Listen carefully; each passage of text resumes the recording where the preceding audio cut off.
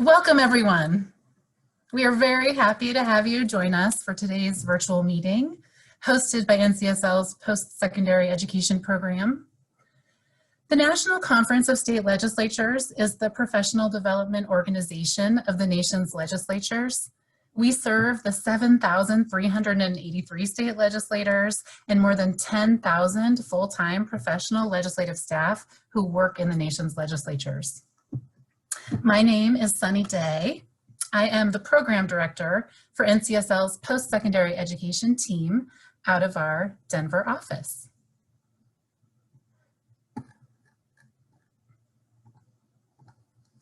I'm pleased to moderate today's discussion about solutions to the student debt crisis. Without a doubt, the affordability and accessibility of higher education is vital for individuals' well-being and financial security, and it's a critical driver of state economies.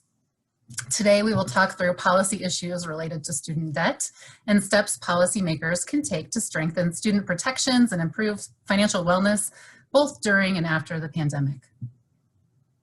Next slide, please. So before we start, we want to do a quick round of who's on the call via the chat box. If you would, please enter what state you're from and take a guess, or maybe you already know which state capital is in this picture.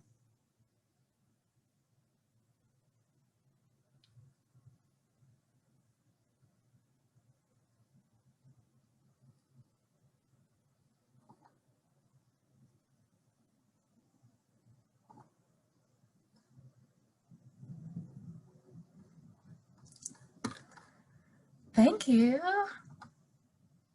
Awesome. I do want to also encourage you, if you came looking for an answer to a specific question about student loan debt, please enter it in the chat box and we'll have time to discuss after our main speakers today.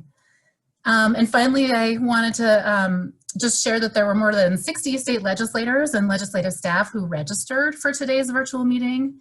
And that really indicates the importance of the issue of student loan debt for state policymakers. So thanks so much to all of you for joining us. Next slide, please, Andrew. Here is a quick look at the agenda for today's 60-minute virtual meeting, and that's another look at that capital. So I'll introduce our experts. You'll get some high-level, up-to-date information about the impact of student loan debt, and then we'll talk about policy solutions. Please know that this meeting is being recorded, and we will upload links to the PowerPoint, the materials, and any other information shared today to our YouTube channel by early next week. And then thanks for your entries in the chat box. It's really neat to see all of you represented here today, and I'm thinking that I think Janet's the winner. Janet, it is it's Arizona. Isn't that beautiful? Great. Great, so let's get started. Thanks for playing along. Let's transition to the conversation today. Next slide. So I'm glad to introduce our guest speakers for this meeting, each of whom will spend some time providing their perspective on how state policy solutions to the student debt crisis can meet the moment that we're at here and really help students and states get through the pandemic and come out stronger. First, it's my great pleasure to welcome and thank Don Baylor of the Annie E. Casey Foundation. Don's work on student financial wellness and support of NCSL's work on student debt solutions has been an important driver of today's conversation. Don, thanks for joining us, and please share your thoughts on this work and how it fits into the Annie E. Casey Foundation's priorities. Thank you very much, Sunny, and I really appreciate the warm-up quiz. And I'll have to admit that one of my sub-hobbies is to visit state capitals around the country. So I was glad to know that I did not know that one because I had not visited it. So it was really so now I learned a little bit this morning. So thank you very much, Sunny. And I just want to talk a little bit about Annie E. Casey Foundation. We are a national foundation working to create brighter futures for young people and their families. And we have had a long-standing relationship and partnership with NCSL. And this particular partnership and focus around student debt is something that is relatively new, but we feel like it is really meeting the moment in terms of where state policy policymakers are, as well as student loan holders. It is certainly a time of increasing focus on this issue. So I just want to talk a little bit about why Annie Casey has invested in this. First off, this is really part of our racial wealth gap strategy. When we started to look at many of the major drivers, as well as those forces that perpetuate the racial wealth gap, this really ranked at the top, not just student debt, but debt overall. And so this work is part of our work around the Southern Partnership to Reduce Debt, which is a 7-state partnership, which I'll talk a little bit about later. But when we started to look at defaults and delinquencies, as well as what we may call student loan equity, how much of your loan that you paid off, you see dramatic disparities with regard to race and ethnicity. So that's certainly number one. The other thing that we looked at in terms of not just young people, but overall financial security, student loan debt was becoming a drag on financial security in terms of home ownership, as well as retirement. It also, due to defaults and delinquencies, can drag down credit. And so we started to see it as a major factor dragging down the asset building and ownership opportunities for young people and families. The other thing that we really saw was that there was a tremendous amount of opportunity for states to take policy action with regard to student loan debt, not just the loans that they oversee within their own states, but even with regard to federal student loans, oversight, consumer protections, as well as overall improved disclosure when it comes to loans and financial aid. And so we saw a tremendous policy window, particularly due to the lack of federal movement on this issue. And the other thing that we've seen is the advent of student debt or student loan coalitions. Some of these are connected to overall post-secondary coalitions, as well as higher education affordability coalitions. And so depending on the state where you're in, we hear that there are student loan coalitions operating in about half the states, if not more. And so there's a good chance that you are in a state that has one of these student debt coalitions to connect to. The last thing that we'll say is that we see student debt as also something that must be addressed in order to move forward towards an inclusive and equitable recovery. I think we've seen some of the benefits of some of the actions that that federal legislators have taken around student loan debt with regard to forbearance, et cetera. But when we think about digging out of this economic hole, student loan cancellation, as well as reduction, needs to be part of any kind of inclusive and equitable recovery for the economy going forward. And so with that, I'll turn it back over to Sunny and to Tim. Thanks. Thank you, Don, for that wonderful introduction. It's my great pleasure now to ask Whitney Barkley-Denney to join us. She is a Senior Policy Counsel for the Center for Responsible Lending, where she works with state legislatures, attorneys general, and governors to fight predatory lending, exploitative student loan practices, and unscrupulous debt collectors. Whitney, we really look forward to hearing the information you have to share. Thank you for being here. Great, thank you all for having me. I'm really excited to be here, but also I like to give all of my talks with a warning that I don't have a lot of good news. So I apologize for that at the beginning here. Go ahead and go on to my slide deck if you don't mind. Thank you. And you can go to the next slide, that's fine.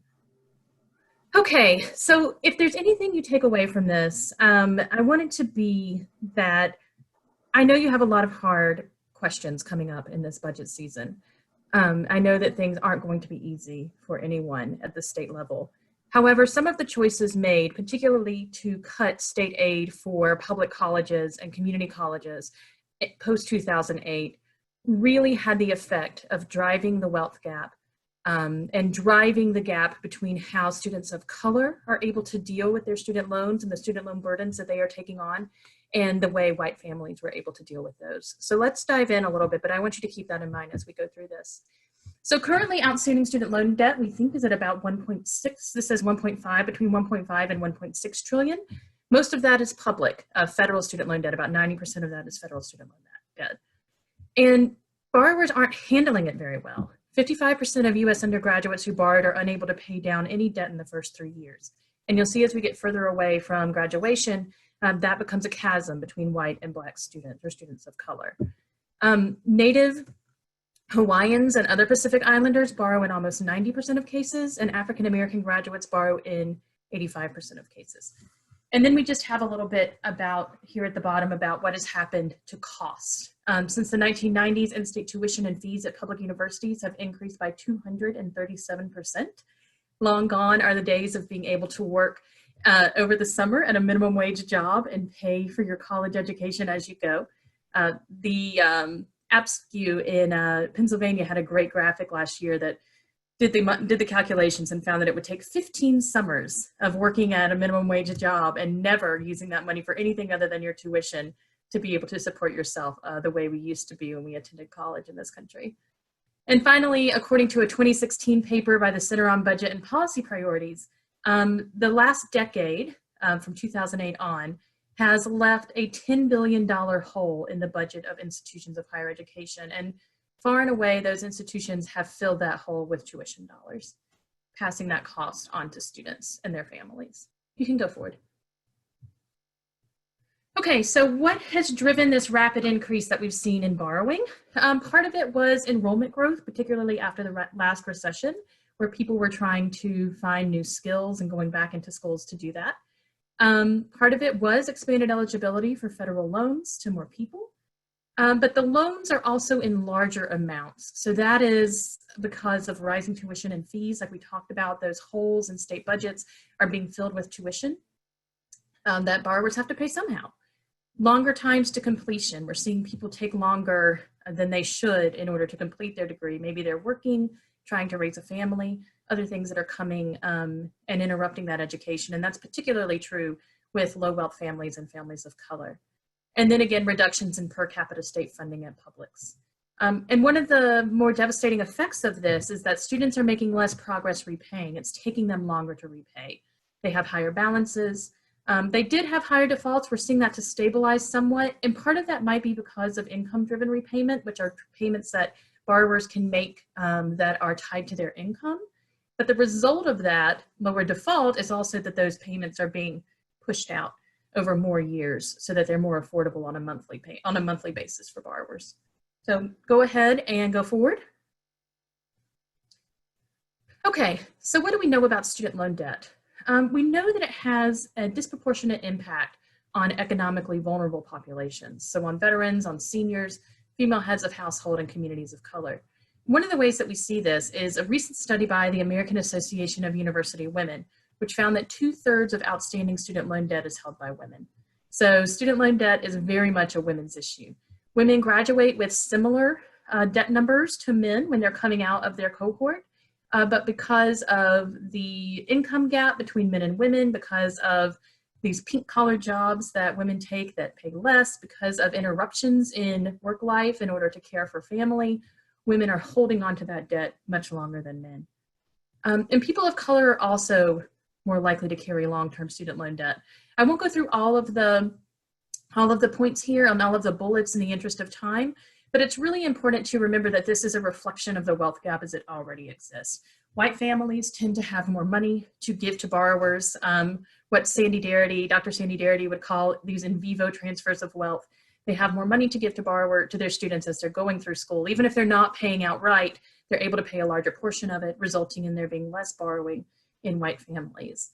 And there's also a higher default rate among African American borrowers and Latino borrowers than there is among white borrowers. And finally, we can't just look at this as a young person's issue. Older borrowers are the fastest demographic growing sector of student loan borrowers. And that's both going back to school and borrowing for themselves and also co-signing on the loans of children and grandchildren. You can go forward. Okay, so this is just to illustrate why we see this difference between white families and black families as they pay for college. I don't think this is a shock to anybody on this call, but as of 2013, white Americans held about 12 times more debt than African Americans and 10 times more, more wealth, 12 times more wealth than African Americans and 10 times more wealth than Hispanic Americans. And all of that goes to making sure that their kids are able to graduate with less debt, and even help with things like down payments on homes, so that their borrowers can focus on the debt that they do have, allowing that wealth building to continue for another generation. You can go forward. Okay, so not to continue to make everybody's day a little less sunny, but Black borrowers not only borrow more than other students for the same degrees, they're more likely to drop out or stop out without receiving a degree.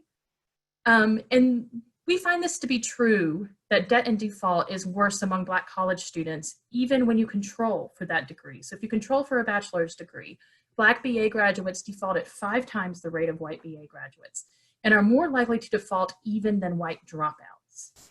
And finally, Black students represent the only group that is more likely to stop out or discontinue enrollment than complete a credential within 6 years. So we do see more dropout and stop out within Black communities. Go for it. And this is, you can take some time, I know this will be available to you to take a look at this. It sort of brings all of these factors together and why this is such a crisis for Black students in particular. But the Brookings Institute found that African-American borrowers owe nearly twice as much as their white counterparts, and 3 times as many African-Americans owe more now than when they initially borrowed. And so not only are we seeing more being borrowed, we're seeing it take a lot longer to pay off and pay down than white borrowers. You go for it. So how is COVID going to interact with all of this? Well, there's a couple of ways, and none of them are good.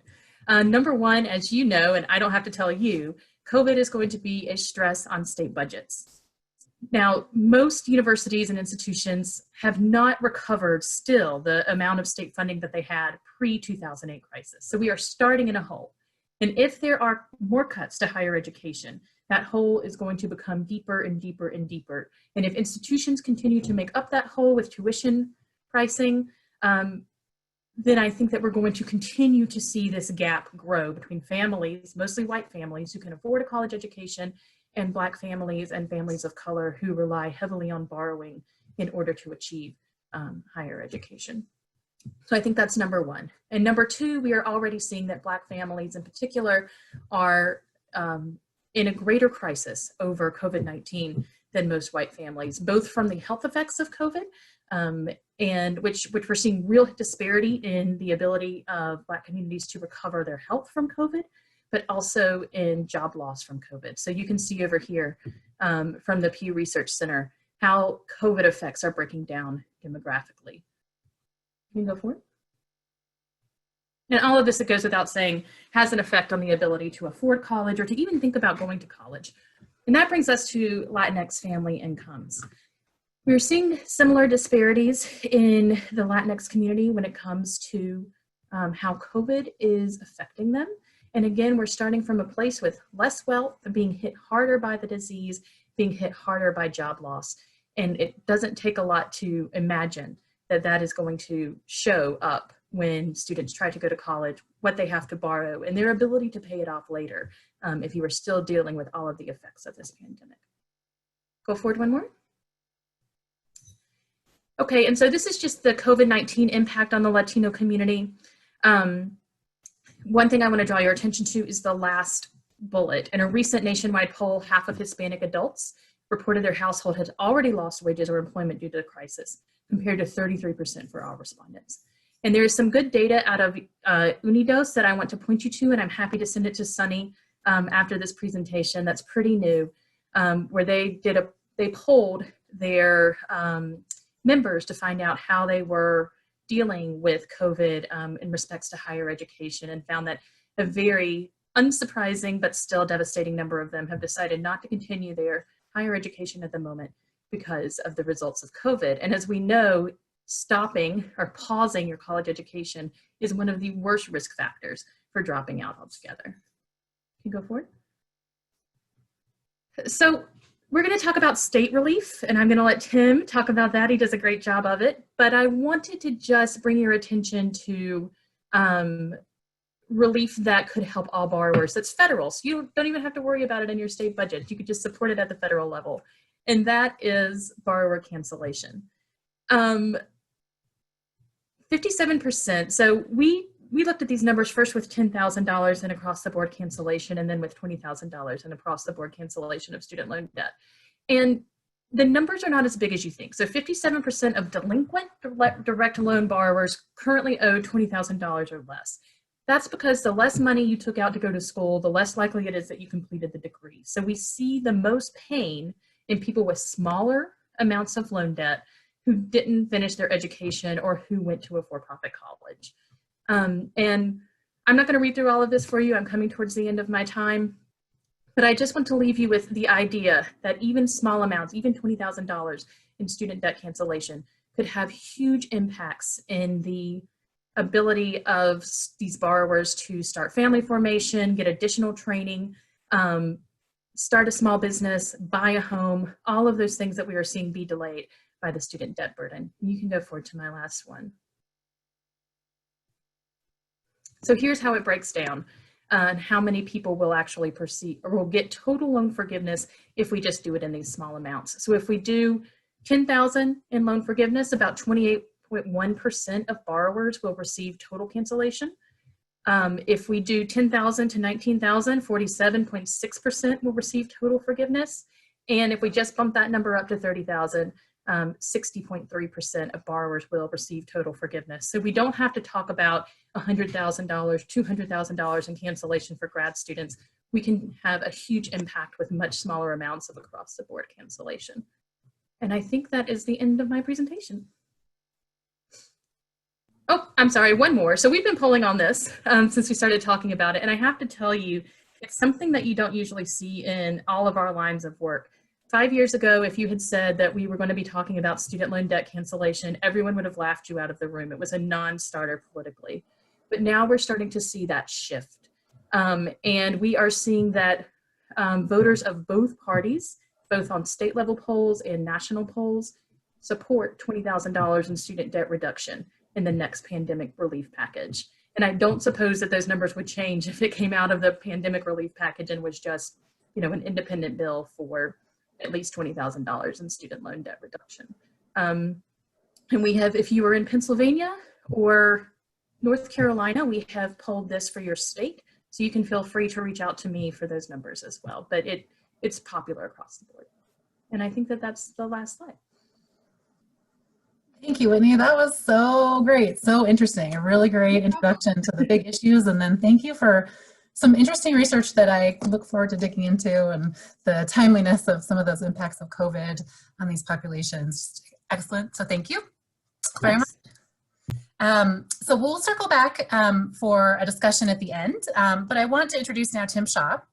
He is Senior Policy Manager for the Financial Security Program at the Aspen Institute. Tim recently published a state policy overview and set of options appropriately titled How States Can Solve the Student Debt Crisis. Tim, welcome, and thank you very much for joining us. Thanks, Arnie, and thanks, Don and Whitney, for those great overviews of kind of why we're here.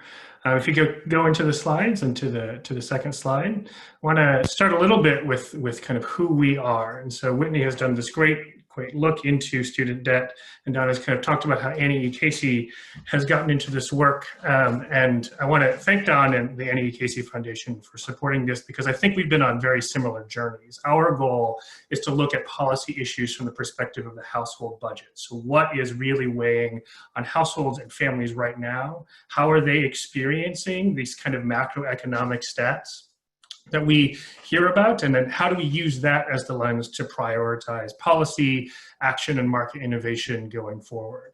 If you could go to the next slide. And so I think we got to student loan debt because of these core stats, and I think it's worth, even as we zoom in for this conversation on student loan debt, that we take a step back to kind of what the household budget was looking like as we're entering the pandemic, and as we think about how to best help households. So we had just gotten out of the longest economic expansion in history, and still, for many households, that their financial security was at risk.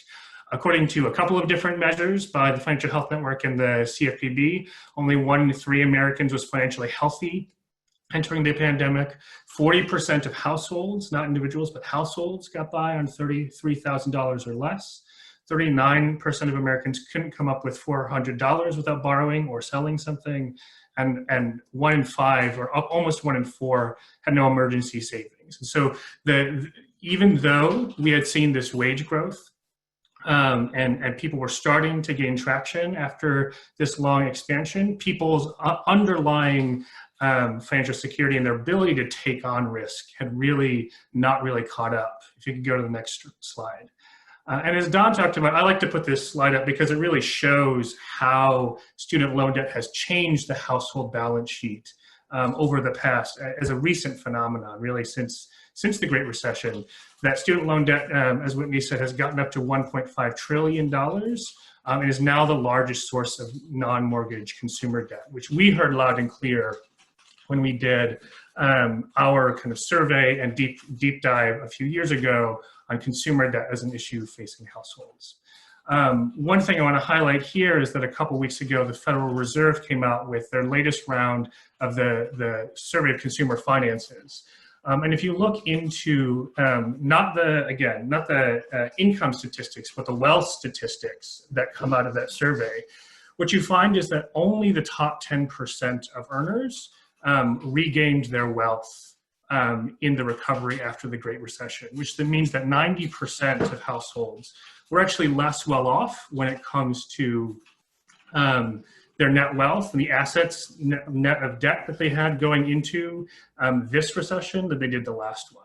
And I think that should be, when we're talking about thinking what comes next and how do we prepare for this recovery, that means thinking not just about GDP growth and wages and those sorts of things and jobs. Those are important. We should also look directly at issues of wealth. And student debt and debt are kind of, from my perspective, an underlooked issue when it comes to driving those trends forward. Next slide, please. So a bit of agenda for what I'm going to talk about. As Sunny mentioned, our report focused on just kind of a broad survey of what states were doing when it comes to student loan debt going into last year. And out of that, we developed some principles for how to design those solutions and a framework for thinking about the ways in which your solutions can help borrowers. I'm going to do an overview of each of those solution sets. And then if we have time, Sunny has seen me talk before, and she said last time, I know you can fill time, so I'll try to keep it brief. But if we have time, we'll go to deep dive on a couple of specific ones. Next slide, please. So principles for student debt solutions, as you're trying to think about kind of, and we know you're going into this with a budget hits and trying to make the best of limited resources at the state level, we like to come up with these principles so that you can think about how to best target that work. First, we, as is not going to be a surprise, want to talk about focusing on financial security outcomes. So not the stats on defaults and balances and amounts are really important, but also we want to think about how these solutions address the broader picture of the household budget. Are they able to buy a home afterwards or save up and those sorts of stats? The second is to build in data collection and evaluation. The reason that we know all this stuff about like why cancellation, for example, as Whitney said, would be so effective, and some of the more innovative strategies that folks like the folks at the Southern Partnership to Reduce Debt look at, is that we've looked at how they affect families. And so kind of as a principle, thinking through how to make sure that we know the innovative things that you're doing are working.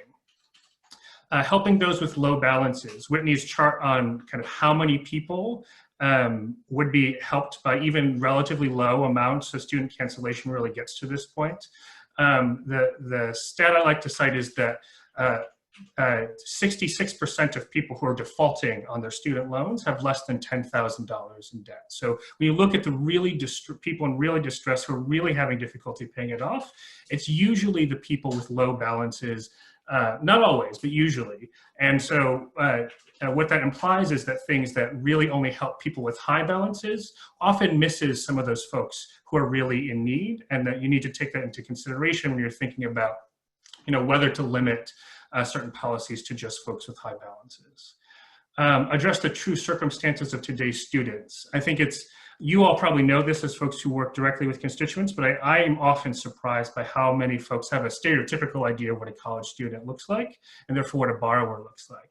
Most folks who go to school, 64% are employed. They're not kind of four-year students who are just kind of getting that experience, taking on this debt and doing nothing else. They're trying to work through it.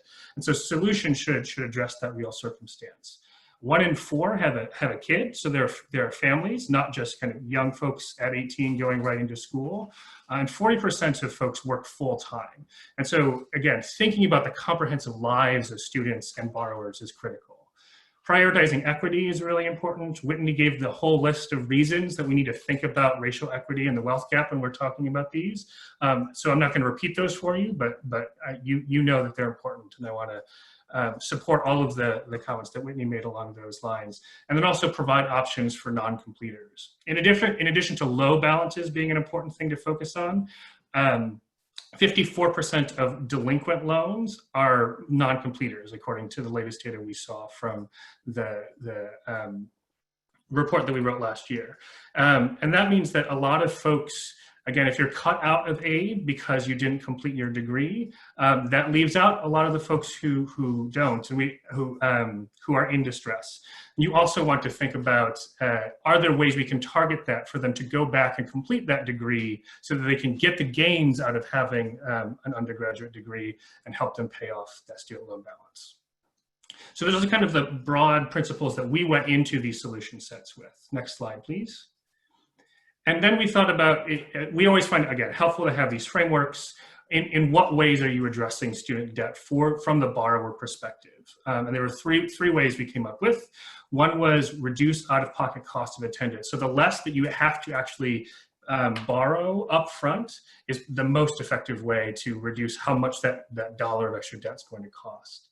And so there's a set of solutions there. The second is protecting students as they navigate existing debt.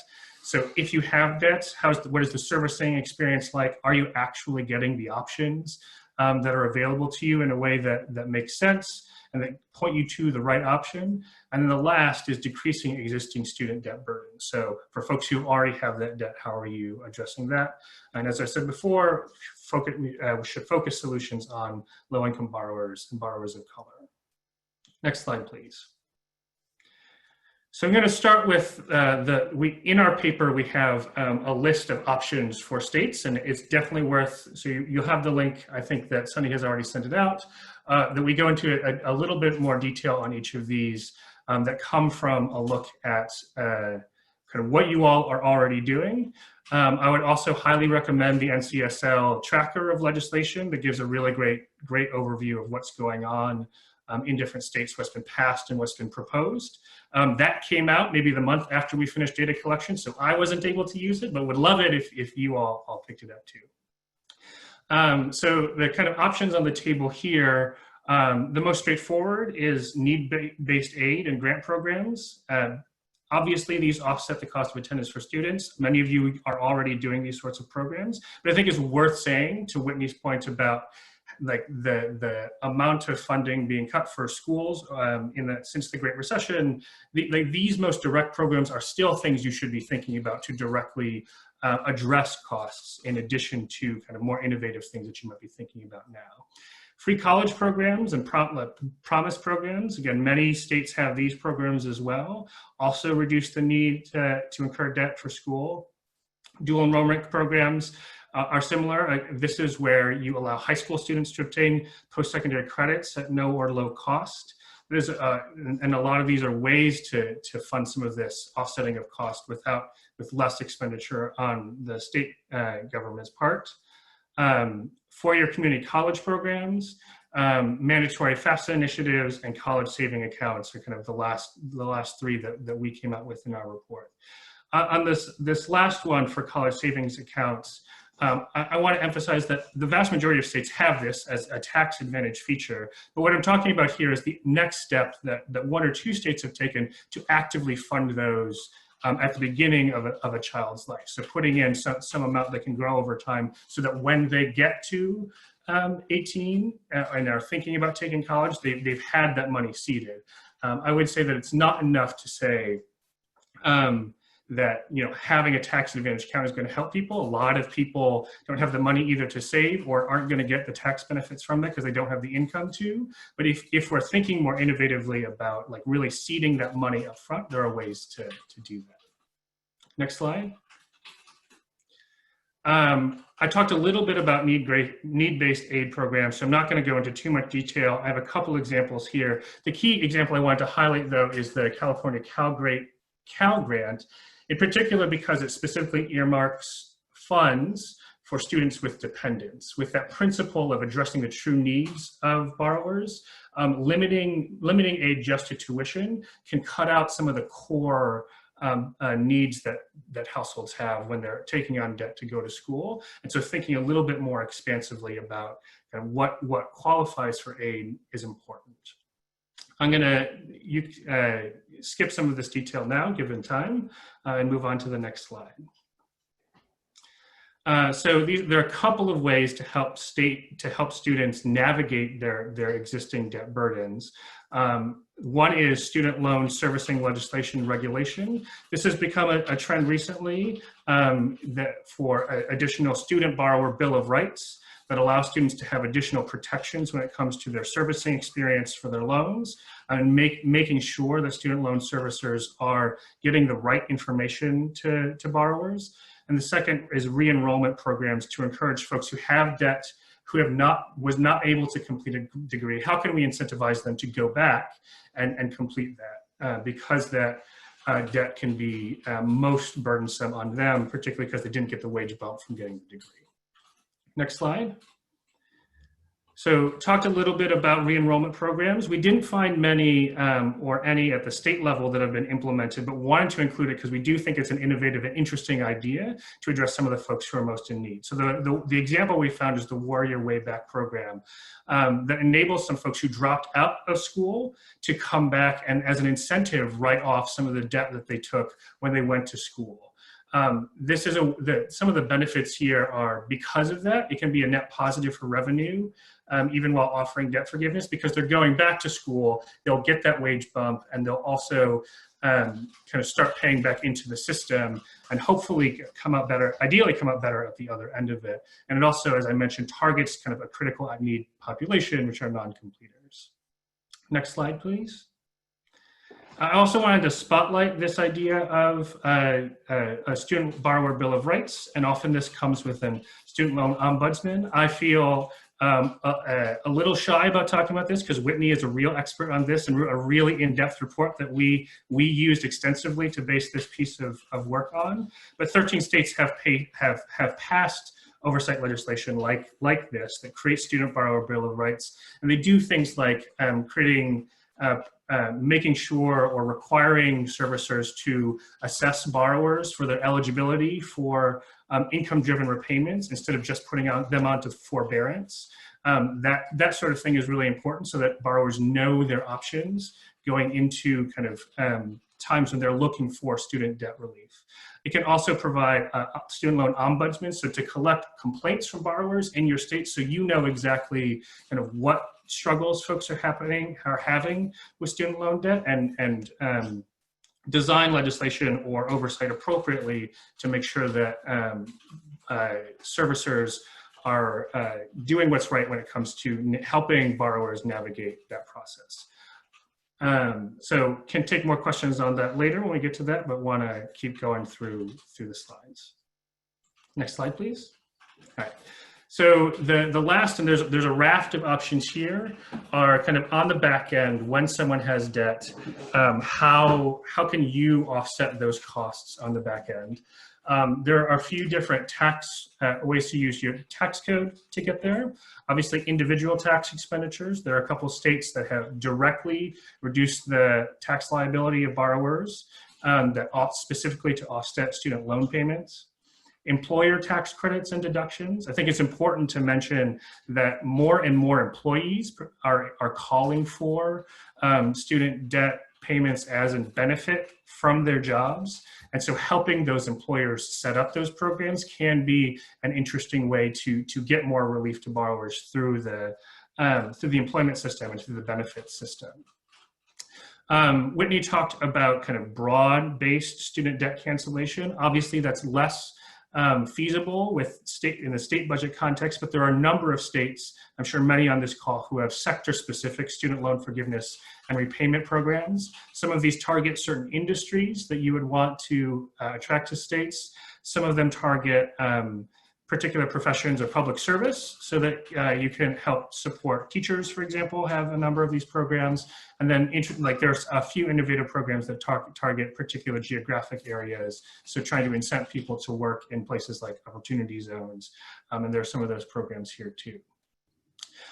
Some states have a state-sponsored refinancing program that allow you to refinance from high interest rates using a state-sponsored program.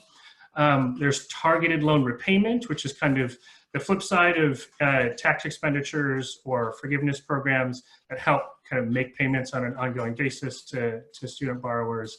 And the last are kind of a dual purpose program when it comes to this long-term wealth building for students. There's one or two programs that allow borrowers to pay down debt while building up assets to buy a home and trying to really jumpstart that process. That is that connection between student loans and home ownership. Next slide, please. So one spotlight I have here is on individual tax expenditures. So 5 states have implemented these sorts of benefits for borrowers. I think the most generous of them is a non-refundable credit from Minnesota that allows up to $500 per borrower to have a credit against their tax liability as it directly offsets student loans. When it comes to thinking about this, again, I'm saying all this knowing the budget constraints you have, but if you're considering these sorts of things, it's worth considering refundability.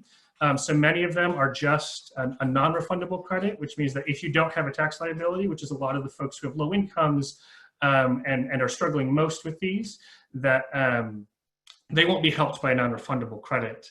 It's also the case that some of these programs, to a point I made earlier in the presentation, have balance requirements. So you have to have a high balance to qualify for the credit. And again, that cuts out a lot of folks in need. So to think hard about how you're setting up the requirements and in terms of eligibility too. So if you have a graduation requirement, you're by necessity not including non-completers in this benefit and maybe missing out on the folks who would most benefit from a program like that. Next slide. And I talked about this a little bit already, but tax credits for employers to set up these programs.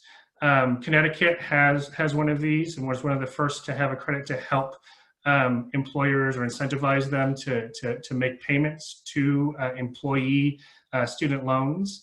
It can also be help just to set up the programs itself. We do a lot of work, not just on student loans particularly, but with a broader set of benefits community. We've been running work on retirement and retirement savings and benefits for a long time, and even broad afield as those retirement folks are thinking about student loans right now, and whether they, as people who provide retirement benefits, should also be providing student loan benefits, because they're seeing how much of a barrier it is that that student loan payments are in the way of people building up retirement balances to begin with.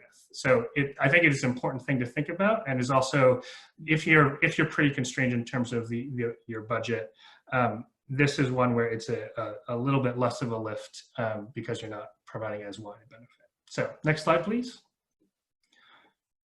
I think that's it for me. So that was kind of the broad overview. Obviously, the report has a lot more detail and a lot more options there to get into details, and want to move to questions so you can ask anyone you want about any particular issues you're looking at right now. Thank you, Tim. And this has been so much information. And we do have legislators and legislative staff on the line. And in my experience, this is a topic that brings a lot of passion, whether you're hearing it from your constituents or you're feeling it yourself, you're feeling that pain still. You know, we'd really love to hear from you. What did you hear today that surprised you? You know, what data points do you want to go back and look at for your state? And know that we at NCSL are super happy to pull those together for you from our various resources too, and help you, have all the information you need to make your decisions. So does anybody want to share their thoughts?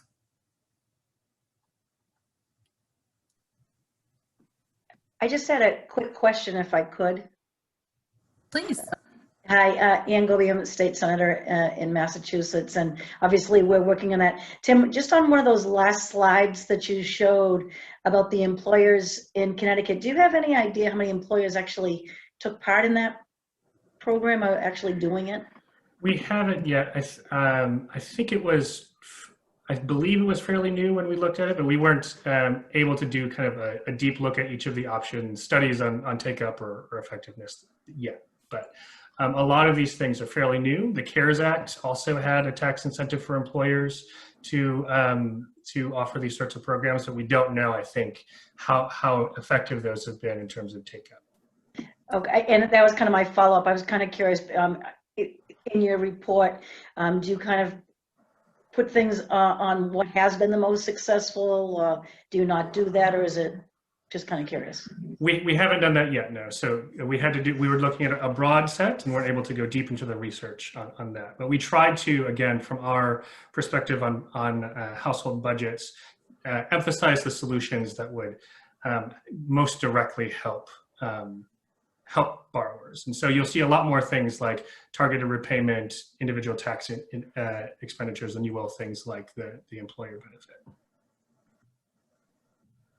Well, I'll read this chat because it's something that I think I keep hearing emphasized over and over again too. So thank you. I think it's very interesting about how many of the default issues involve small to medium loan balances, and would be interested to know how that could help expedite solutions. It puts kind of that federal conversation that we're hearing into context too about the $10,000 or $20,000. Who'd like to speak to that?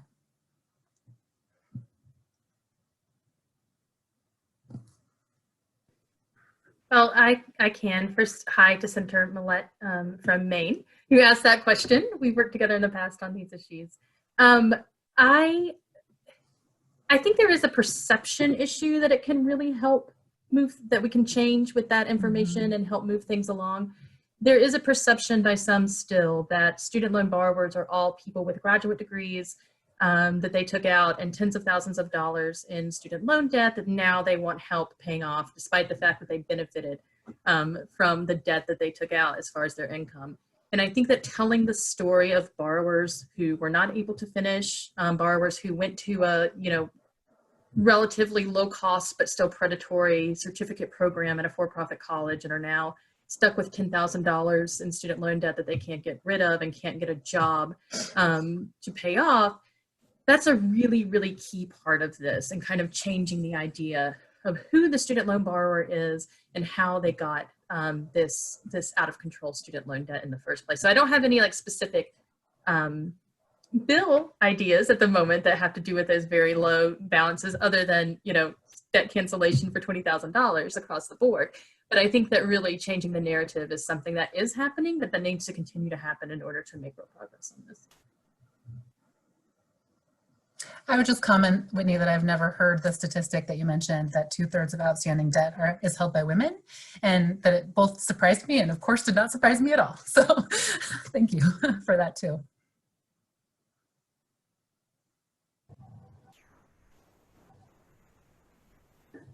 Hi, anyone else want to mention any thoughts they're having or questions?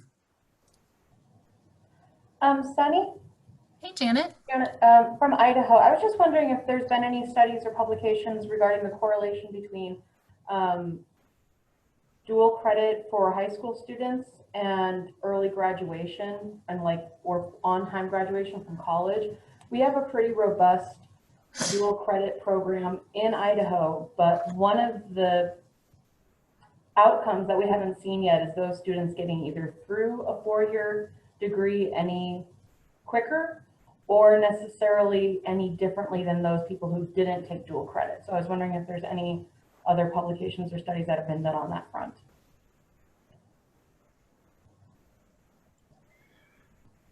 We have not. I don't know if Tim has. Yeah, we haven't seen specific studies on that question, but we do know it's a concern. So we have a sister program to ours at Aspen is the College Excellence Program. And they work directly with college presidents to help address these sorts of issues and talk about one of the things to talk about is finances and student loan debt, but they're looking at trying to do a study on credit transfers and how much are lost by folks who are in both those sorts of programs and also community college program transfers, and it is pretty high. We aren't higher education experts. We're kind of more on the debt side, but addressing that and thinking about how much additional tuition and burdens end up lost in that kind of transfer process is an issue, and definitely you're asking the right questions.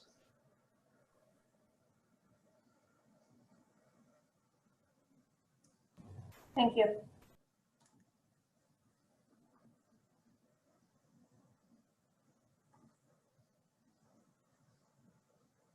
Well, let me wrap up with some information we have from NCSL. I'll keep my eye on you all in case anybody else wants to speak up again. I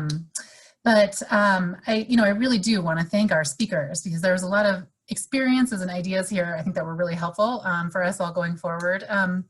Something I guess that just occurred to me is just as you were all talking, just the impact of COVID-19 on this trajectory, on this story, and that's the big unknown, I guess. But I wonder even how it's changing people's opinions about debt and what Don mentioned about consumer debt being so much higher than it was even 15 years ago. The value of college, all of those things, right? Feel like they're kind of swirling around. I don't know.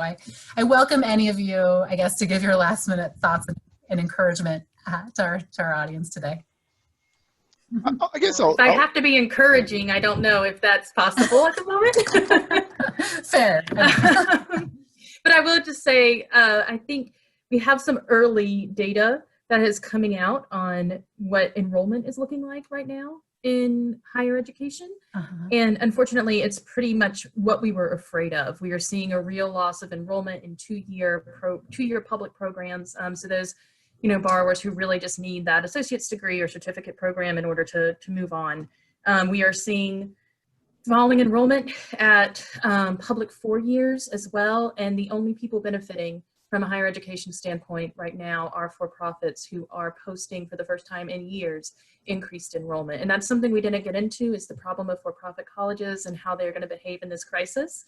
But you have my information. Is something I'm more than willing to talk to folks about on a one-to-one basis. But we are just seeing that sort of decrease in traditional higher ed, increase in for-profit colleges, in part, I suspect, because of what they can offer online, though I don't know that for sure. But so that is my, unfortunately not optimistic closing statement, but just that what we are afraid of, I think we're starting to see clear out. Thank you, Whitney. Don, do you have any final thoughts you'd like to share? I mean, yeah, I was going to piggyback a little bit on what Whitney was saying. Definitely, we've seen both some anecdotal as well as some real data about, just lack of return students from the previous year as we've gone into the fall. And I think what you were saying in terms of debt wariness, I think we are seeing some of that as a factor in terms of lower enrollment. I think this whole idea of the overall value of higher education has been, under question for a long time, and I think the pandemic has even just accelerated that dynamic. I think it'll be really interesting to see how institutions respond in response or lack of response from state and federal legislators to see how they are going to possibly offer more institutional aid, think about the role of debt a little bit differently, and how they might treat their students that already have debt and former students that have debt in terms of the performance of those loans and defaults and delinquencies.